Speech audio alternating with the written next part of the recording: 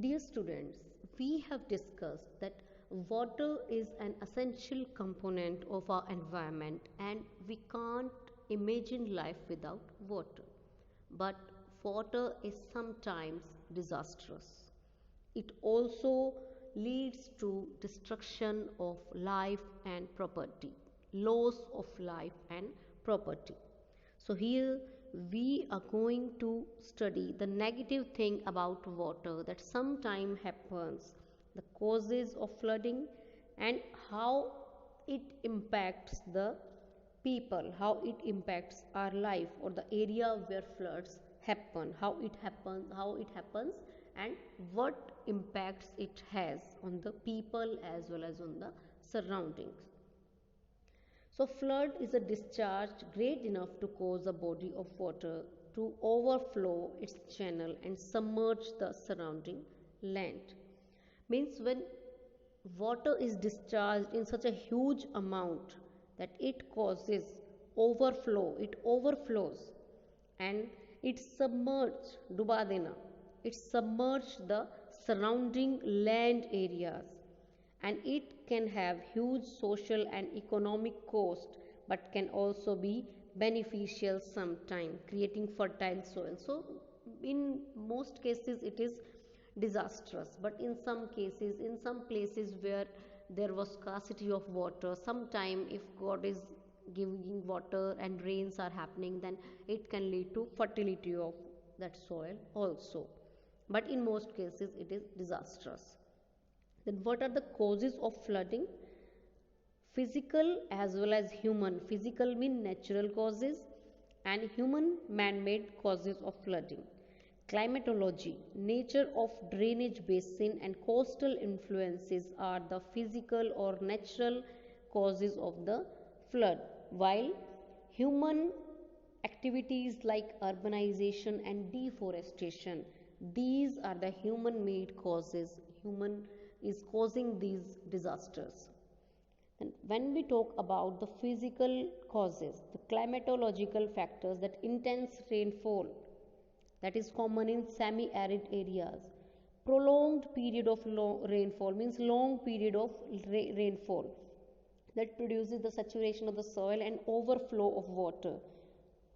Then a sudden increase in the temperature producing rapid snow melt, when snow melts at a rapid rate, a sudden increase in the earth's temperature, and which can be made worse by frozen ground limitation infiltration, mean a sudden increase in temperature due to which the glaciers they start melting. That is the human made or maybe natural, though it is called natural because naturally the temperature sometimes increases, but when pollution is there, when deforestation is there, then it also leads to increase in the earth temperature. Nature of drainage basin, the infiltration rate that depends on the rock and soil, that what type of rocks are there, what type of soil is present in that particular area. The shape of river basin, the gradient of water and the vegetation cover also affect how quickly runoff reaches the soil. Means runoff water, how quickly it reaches the soil. If it is covered with plants, then there is less damage. But due to deforestation, these things are worst. We can say these are having worst results. Next is coastal influences, that high seasonal tides, they in the tropical cyclones, the result cyclones you must have heard, when tsunami, sometimes tsunami happens in the water bodies, and that is due to the tidal energy. The tides they lead to such disasters and they result in high water level in different surface water bodies like rivers or any lake, pond. The next come the human made, the human causes, the ways in which humans they lead to the disaster of flooding. Firstly, the deforestation, it reduces interception and evapotranspiration. When there is deforestation, there is less transpiration and water is not sent to the environment by transpiration, and that helps in reducing water level, and that leads to the imbalance of water cycle. Due to channel capacity, due to amount of sediment being carried into river channel, as plants will not be there, then what will happen? Then the upper layer of soil will be eroded easily. Soil erosion can happen easily. So deforestation is one of the reason why we people face problems of floods. Urbanization increases the magnitude and frequency of floods by the creation of highly impermeable surfaces such as roads, roofs, and pavements. Means when we create the roads and these roofs and pavements, they don't allow water to reach the soil directly. They are, because they are very strong structures, and they are smooth surfaces served by dense networks of drain, gutters, and underground sewers, effectively increasing the drainage intensity. So, urbanization, when road is there, if simple soil is there, percolation will happen and it will absorb the water. But roads, they will not absorb the water, so water will get collected easily, and it can lead to floods also. Natural river channels are often constricted by bridges, that also leads to the disasters of floods.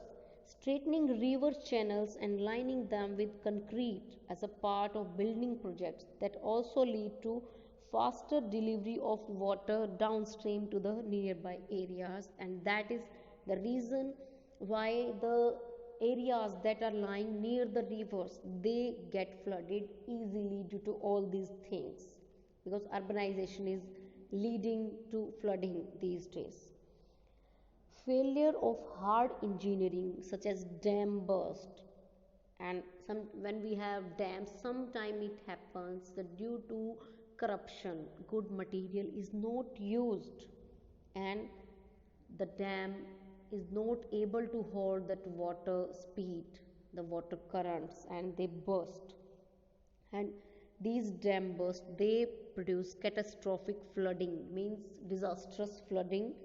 An iron ore mine near Seville, Spain in 1999 dam burst happened. And land management techniques are also not being seen properly, and they are also leading to the flooding. Next comes, these were the causes of flooding. Now we will see the different impacts of flooding. Due to flooding, buildings and properties are being washed away, crops are being ruined, farmlands are ruined, and peoples and animals, they can get drawn away in the fast flowing water.